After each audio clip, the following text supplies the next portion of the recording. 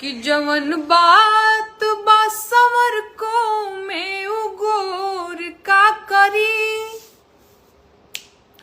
जवन बात बा सवर को में उगोर का करी। जवन कई दी अन्हार उ अजोर का करी।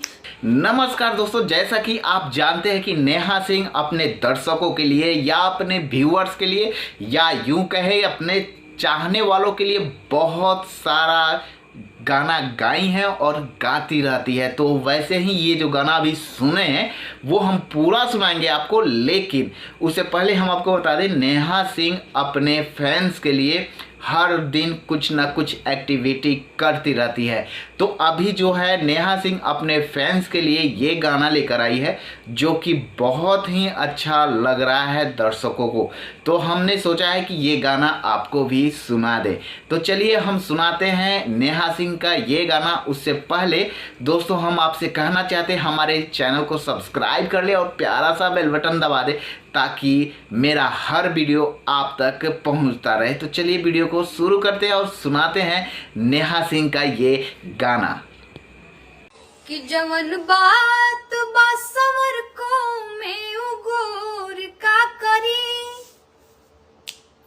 जवन बात बा सवर को में उगोर का करी। जवन कई दी अन्हार उ अजोर का करी। जवन कई दी अन्हार उ अजोर का करी। जवन बात बा सवर को में उगोर का करी। जवन बात बा सवर को में उगोर का करी। जवन कई दी अन्हार उ अजोर का करी। जवन कई दी अन्हार उ अजोर का करी। रहे सावरे कन्हैया तीनों लोक खो गइल। रहे सावरे कन्हैया तीनों लोक खो गइल।